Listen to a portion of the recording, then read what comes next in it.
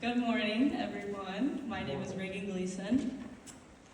I'm a junior from Delphi, Indiana, and I'm pursuing a major in business leadership and management with a Spanish minor. On campus, I'm involved in volleyball, SAC, and student congress, and the title of my speech is "Time Will Not Save Us." So I have been thinking a lot about how, at first, life does not come with inherent meaning. We are all born into a world we did not help create, immediately thrown under the weight of a system that divides and hurts more often than not. We are expected to be the change, but we are also expected to conform to society. We are left with the choice to add meaning to our lives or not. The choice to give value to the time we allow to pass or not. Most of us here are just trying to survive each semester, not thinking about the piles of student loans or the hours of sleep that we abandon. Others in the room might be going day to day in their careers, hoping for each weekend in an endless cycle. Getting sucked into life, we turn into shells of people who only see things like religion, political alignment, sexuality, or race at face value. On top of this drowning monotony, we carry around those dang phones every day. We have to use our autonomy for more than just going through the motions. If we continue to walk mundanely through time in this way, looking at our neighbors as strangers or less than, we are doomed to an eternity of immobility. This feeling of stagnation as the world rushes past is not new, and Dr. King even warned us about it years ago. In 1965, Dr. King delivered a commencement speech to the graduating class of Oberlin College. It was his last speech at the institution before he was assassinated in 1968. In this speech, his main message was to remain awake through a great revolution. He emphasized maintaining a global perspective on the issues and victories of our friends abroad as our destinies are all intertwined.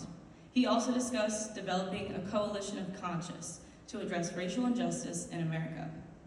Later in the speech, he pushed the importance of ridding the world of violence, hatred, and war if we are to see the other side of the revolution. All these are great points, and I encourage everyone to go read the address he gave that summer day all those years ago. You would be blind not to see the echoing parallels in each paragraph to our own world now.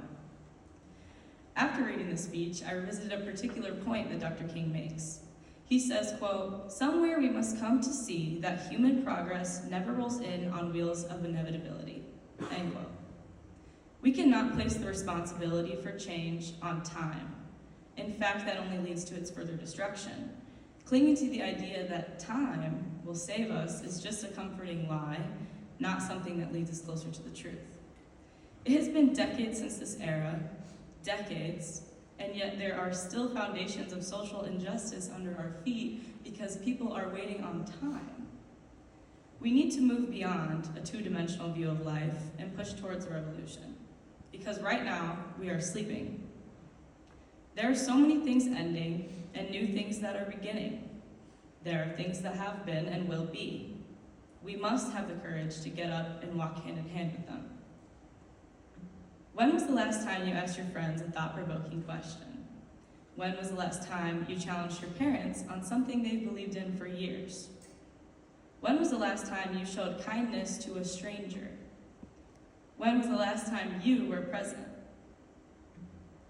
It's time that we get uncomfortable and show some humanity, because when we lose all sense of humanity, we lose all hope for change.